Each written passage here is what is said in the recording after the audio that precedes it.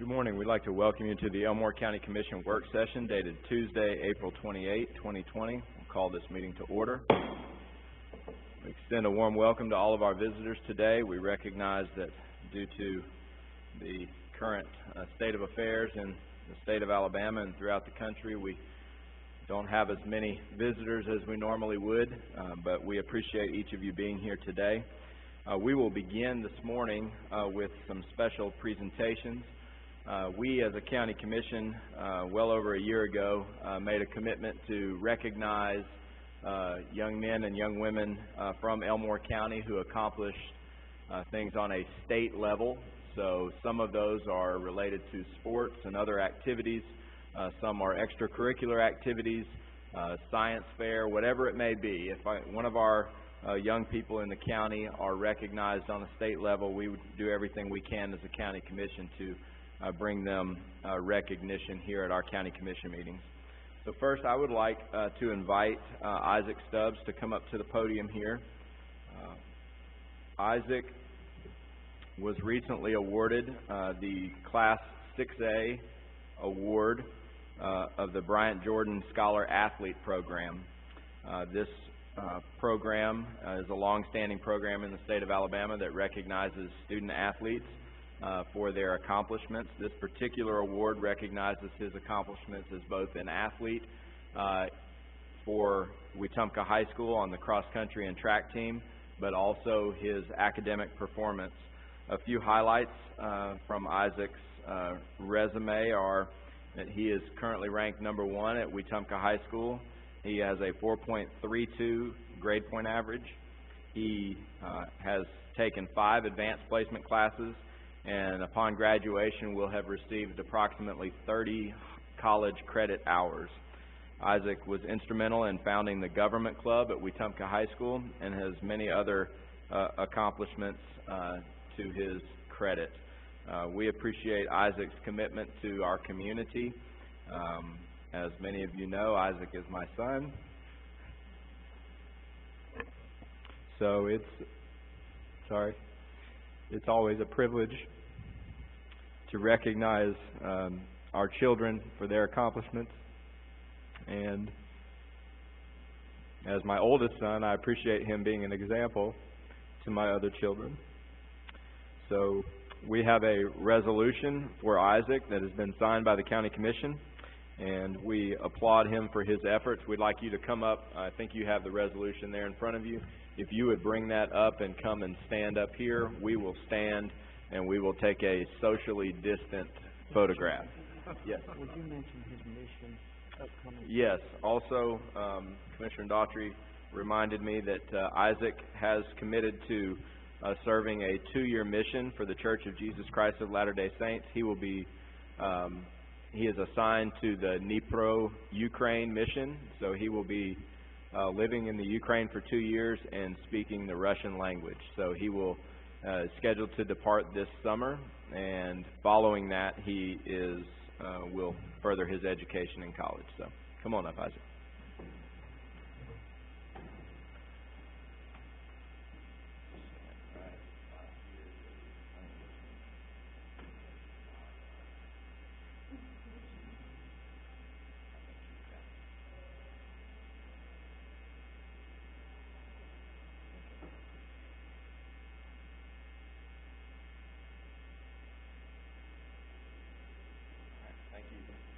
Thank you, Isaac.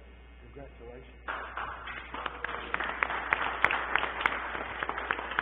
Can I say something? Yep. Mr. Chairman, Isaac knows this. I've told him before, but I've got 4 grandchildren, and having had the privilege of watching Isaac grow up and become the young man he has, I've told my grandchildren this, Isaac. I've watched you in your church. I've watched you in your community, and I'm so proud of you. And you're the kind of young man that I want my grandchildren to aspire to be like in every regard. And we're so proud of you. Thank you. Chairman, Isaac, I as well want to say how proud I am of you. I know your family is, and I just appreciate what you have done so far, and we look forward to seeing what you're going to do in the future. Thank you. I noticed that, your dad said that you have to learn Russian. I know my son, when he went to, West Point, he got sucked into having to learn Russian. You know, you couldn't do, he wanted to do Spanish, but they wouldn't let him do that. But, so I understand it's a hard language, from what he said, and it's really remarkable, your academics at 4.32.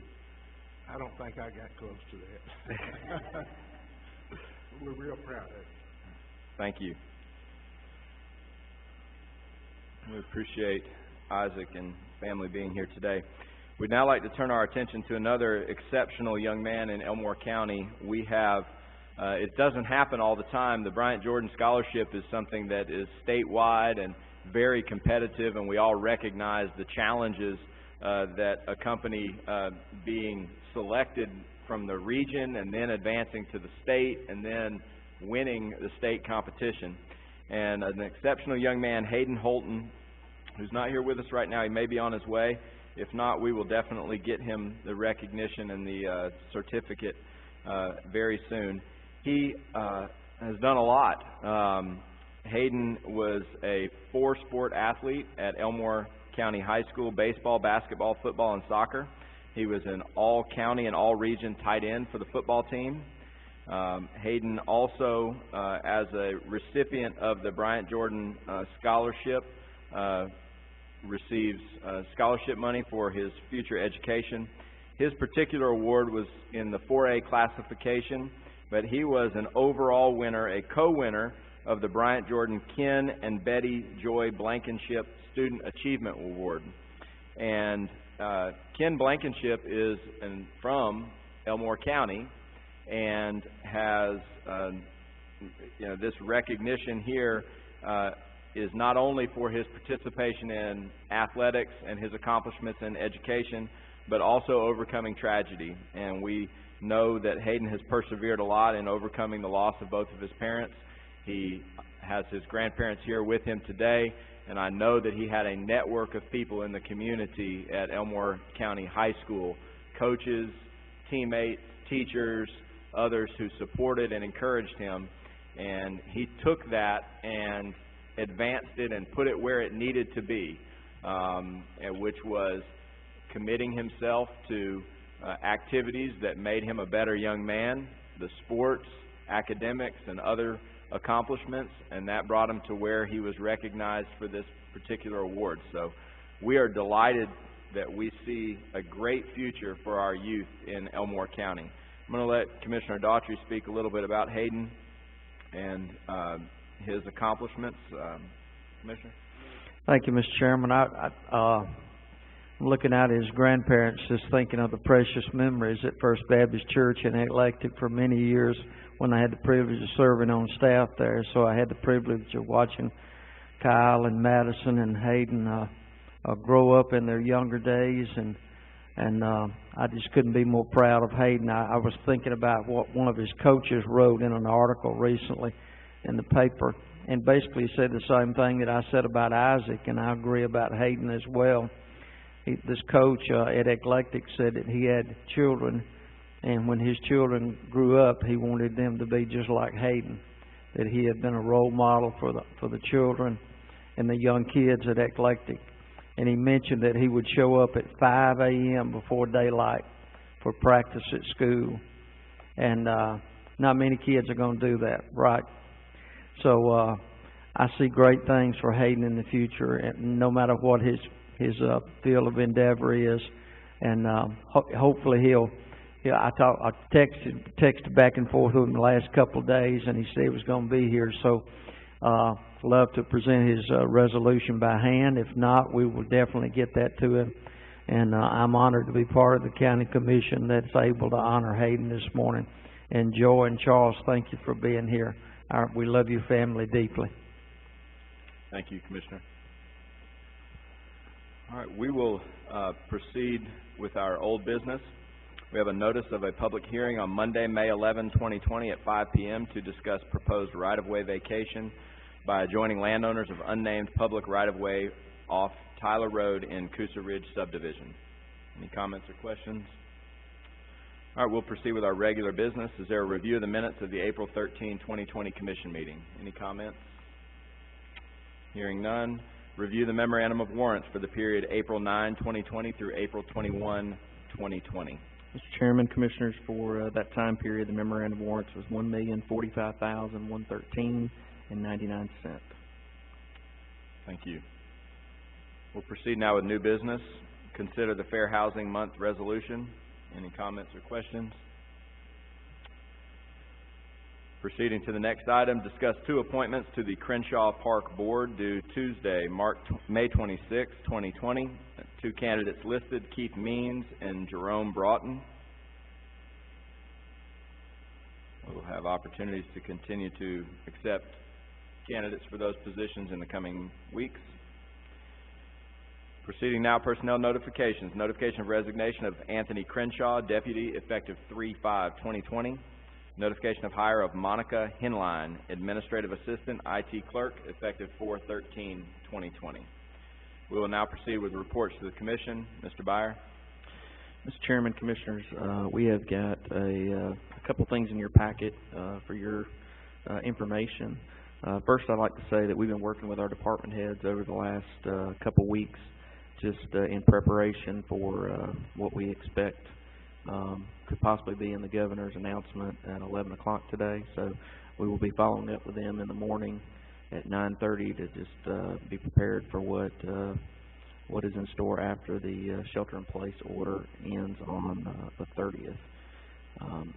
We also have kept all our departments trying as best as possible to continue with their existing work, even though we're working shifted schedules, flexible schedules. Some departments shifting week on, week off. Highway has continued to work with their various contractors and continue to try to keep projects on schedule. EMA has continued to work on the PPE supply issues for not only our first responders, for our local governments, but also the last few days working on the upcoming election, and also continually discussing things with our Board of Education, trying to help them with resources. So in between doing that, EMA and his staff, Keith and his staff are working on severe weather. We have some planned or scheduled for tomorrow coming through our area again, and also working on our mitigation plans and things of that nature. So I do have a packet in front of you of some pictures that facility's been working on. They have not slowed down with the COVID-19 either. Just some images for you to look at in there. The Rock Springs Voting Center, we've done some HVAC upgrades. We're working on septic upgrades. We've done some painting to the inside and outside, and also insulated that building. It has become evident that that is going to be a long-term voting center for us, even though there have been some efforts to change that. And so we're doing what we can to make that as accommodating as possible for the public and our election workers. You've got some photos of the judicial complex, some areas that had not seen upgrades or a change out in the carpet since the building was built back in the mid-90s. So we are working that in phases. We've got that set up to be done over the next 3 budget cycles to where we can have manageable projects that fit inside the facility budget. Record storage facility, we secured the upper level, which is where we keep or had planned to keep a lot of the personnel records. Because of the security of it, it does not really function that way. So we have fortified that upper layer to where you can't go from one level to the other without having an access that is granted to you. So that will help us with some additional storage for not only sheriff and this building, but also for highway as well. Between the jail and judicial complex, probably many of you don't even notice the small little sidewalk that went between the two areas. The sheriff had many issues with ADA issues in terms of his inmates going back and forth. We completed those projects here recently, along with some change out in the jail in the showers. The showers were old tile that had been put in originally, again, back in the mid-90s, and there were actually places in there where we were having to remove the tile because some of the tile was being chipped off and used as potential weapons. So we've redone that in a way that that will not be an issue anymore. And then the last picture is just an updated picture of the Sheriff's Operations Building. So the building that replaced our task force building, destroyed a little over a year ago with the tornado. The other item you have in your packet is just a release that we did last week on the collection facility and the operational changes. Kind of a mixture between overuse and the COVID-19. We've changed those hours at the collection facility to 3 days a week, Tuesday and Thursday during the regular work week from 7 to 3, and then on Saturdays from 7 to 12. We also have a employee for the city of Wetumpka that is manning that facility. So it went pretty smooth on Saturday. I think somehow some people figured out a way to get into the facility. I don't know if it was completely locked down or if it was dummy locked, but that got fixed yesterday to where that won't happen again. But we're doing our best to try to make sure that people have access to it and we can keep it in a clean and orderly fashion as we work with the city of Wetumpka to improve the operations of that facility and get to a point to where it's back to being able to be used for full recycling, as well as getting rid of those larger items than trash.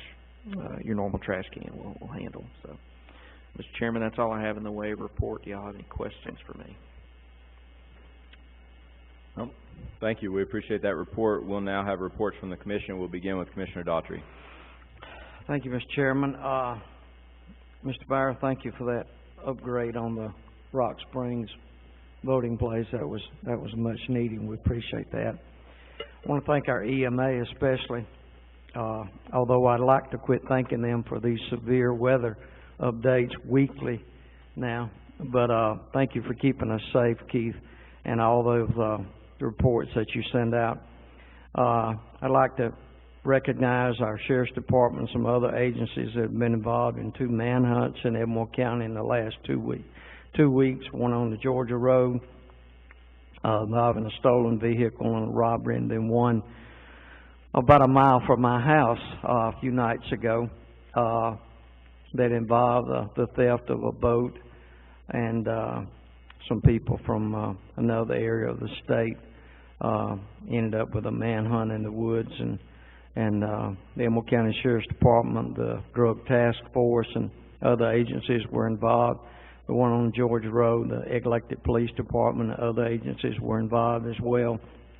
So when we go to sleep at night, I know our primary concern is keeping our families safe and secure, and I can tell you these law enforcement agencies across our county are giving their best 100% to do that, and can never thank them enough. Both those turned out well. Suspects were captured in a matter of hours. Nobody was hurt, and they are in the Elmore County Jail. Thank you, Mr. Chairman. Thank you. Commissioner Mercer. Thank you, Chairman. I want to report today that the CETA is continuing to work, and the Commission is continuing to work on the location of hotspots throughout the county, broadband hotspots. We've been discussing over the last few weeks how this project was initially probably a phase 3 of an overall project that CETA has put together to expand broadband accessibility in the county. But with the need for immediate access to many people in the county, specifically students, as a result of the COVID-19 event, we had to push that frame up on getting some hotspots deployed throughout the county. And again, that effort is continuing ongoing, and it's been very successful as of now. The next thing we've been working with the CETA on is what they are calling the Reopen Elmore Project. As we all know, of course, with the governor having issued a stay-at-home order, many of our businesses are closed. CETA's initial effort is going to be to release some guidance of which they have done this morning on a new website. The domain is reopenelmore.com. And they will have information there that initially businesses owners should consider when thinking about how to reopen their business in a safe manner that's going to protect their employees and their customers. And then as soon as we get some guidance or an order issued by the governor, we know what the business will have to do in order to open their business. The CEDA is going to continue to support the effort in helping to interpret that and put in simple form what a business of whatever type it may be will need to do to reopen and be compliant with the governor's order. So I appreciate what they've done. They have really worked hard on this over the weekend, the end of last week, and so we appreciate their effort because as we all know, while it's important that we protect the health of citizens, customers, our business owners, whatever that might be, it's also really important to get our economic engine running back in our county and our state, and we feel as if there's a way you can achieve both of those at the same time. Chairman, that's all I have. Thank you, Commissioner Mercer. Commissioner Holt? I'd like to say again, it's just wonderful that we got youth, the caliber that we've got with these two young men in our county. It makes it look bright for Elmore County. A couple of other things too, in relation to the hot spots. I got one in my area. You and I talked about it. It's working a lot better, just so you'll know. And they installed Central Access, installed my equipment yesterday, because I'm in phase 1 up in my area. So they did that yesterday, and it went real smooth, by the way, real good. Also, wanted to make mention of a couple of things in relation to our employees. One was, I told Richie this morning, Judge, I got 2 real good compliments on your people with the tag department. In fact, as I mentioned, the Richies, 2 of my good friends, they probably won't ever come in and buy again. And they have such good luck, one online and one on the phone. So, I want to commend your people. Of course, Keith, like Commissioner Doctor said, we get those alerts, because we've been getting them on Wednesdays a lot better. Of course, for Sunday, but and I had 6.5 inches of rain that first one that came through. But anyway, y'all do a good job, Keith, and all of our employees, the highway department, all of our staff in this structure, the sheriff's department. We really got some good people, and I'm glad to be associated with them, and I hope we can continue to get good people like we've got. And that's all I have, Mr. Chairman. Thank you. I appreciate my fellow commissioners. I appreciate their hard work and their willingness to communicate with the public and be out in front of different issues. As you can see, each of our commissioners have certain areas of focus that we have worked through over the last 3.5 years, and they're doing a tremendous job of being able to work with various agencies to ensure that we as a county commission are doing our very best to serve the public. I'd like to share a few bits of information regarding the COVID-19 pandemic in Elmore County. I think that now more than ever, local government is the most important government. Local government is the front line. It is the government that has and understands the pulse of the community, and we've seen that manifest in this pandemic. I'd like to just share a few things. As of a couple of minutes ago, we have 79 positive cases in Elmore County. We have tested 1,032 people. That's a positive test rate of about 7.7%. We have had 5 new cases in 6 days, which shows that we are accomplishing the objectives that were set forth by the stay-at-home order, which was to flatten the curve. We have successfully done that in Elmore County. The other primary focus and purpose of the stay-at-home order was to ensure that our hospital systems were not overwhelmed by a peak of cases in our community. Well, I'm happy to report, and I just got this report this morning from the Elmore Community Hospital, that we have 16 patients in the Elmore Community Hospital that are positive COVID-19 patients, 5 that are under investigation, which means they're awaiting test results, and we have 49 available beds for COVID-19 patients. So that puts us at under 40% capacity at the Elmore Community Hospital. The important thing to note is the 16 positive cases, none of them are residents of Elmore County. they are all nursing home patients that have come from outside Elmore County to our community hospital. So when you consider those things, our hospital has definitely not been overrun by cases. Our hospital is seeking patients from other counties in order to generate revenue and keep people employed. Otherwise, they would have a completely empty hospital.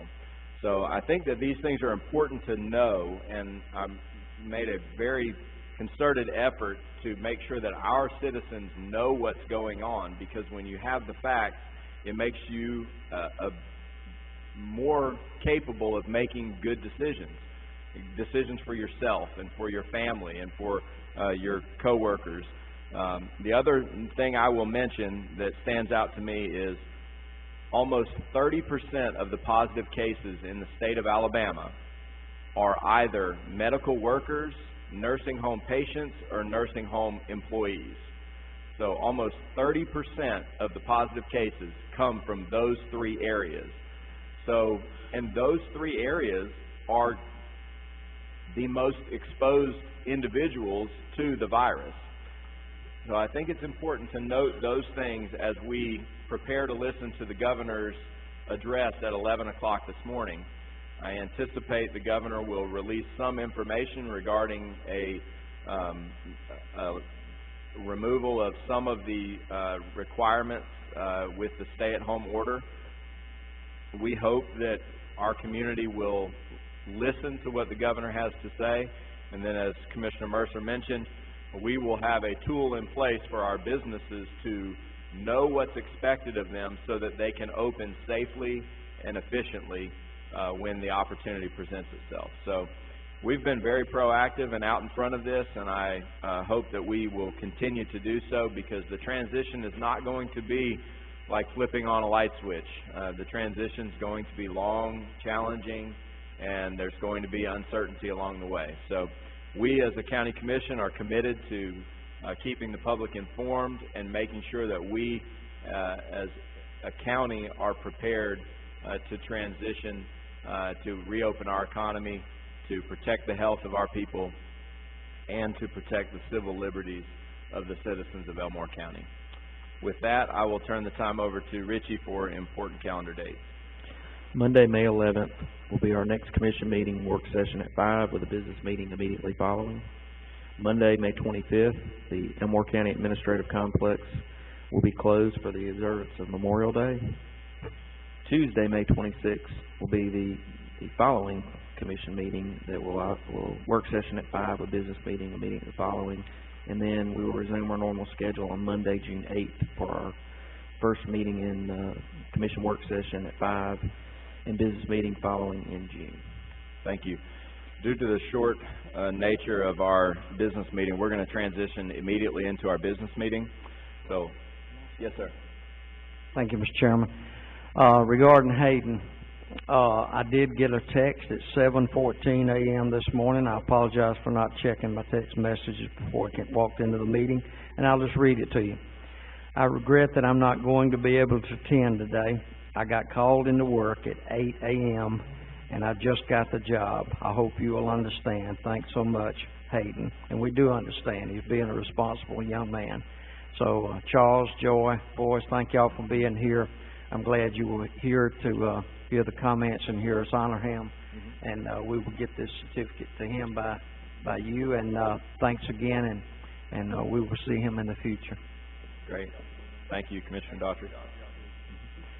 All right, we will begin our business meeting with an invocation, which I will offer, following which Commissioner Mercer will lead us in a pledge of allegiance. Our Heavenly Father, we are grateful for this opportunity to gather together as community leaders. We are grateful for the opportunity to serve others. We are grateful for this wonderful community in which we live, for the challenges that we face, and for the things that we're able to overcome together. We are grateful for the two young men that were recognized today. We're grateful for our employees and all those who contribute to the county as a whole. We ask Thee to watch over and protect each of us as we go through our activities that we will be protected from any illness. We ask Thee to protect the citizens of our county, that they will follow the guidelines of the Department of Public Health and others who have offered direction as to how we can avoid contraction of the virus. We ask Thee to bless our community, bless us in any weather events, that we will be spared. We're grateful for Thy Son, Jesus Christ, and for His sacrifice and atoning love for each of us. And this we pray in the name of Jesus Christ. Amen.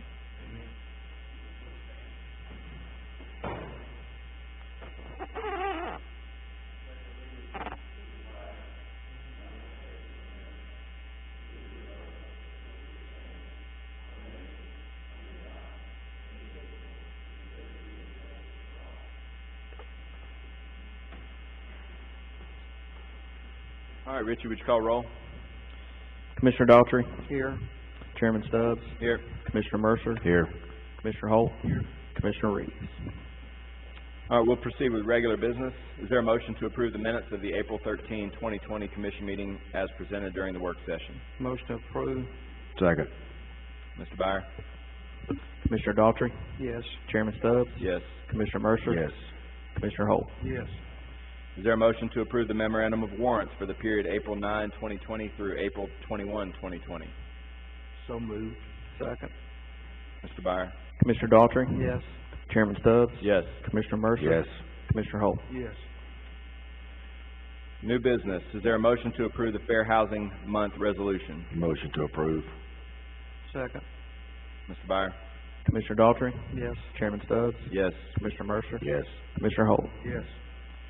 All right, we'll proceed with personnel notifications. Notification of resignation of Anthony Crenshaw, Deputy, effective 3/5/2020. Notification of hire of Monica Henline, Administrative Assistant, IT Clerk, effective 4/13/2020. Any additional reports to the Commission? No, sir. Is there a motion to adjourn? Motion to adjourn. Second. Mr. Byer? Yes. Chairman Holt. Chairman Stubbs. Yes. Commissioner Mercer. Yes. Commissioner Holt. Yes. We are adjourned.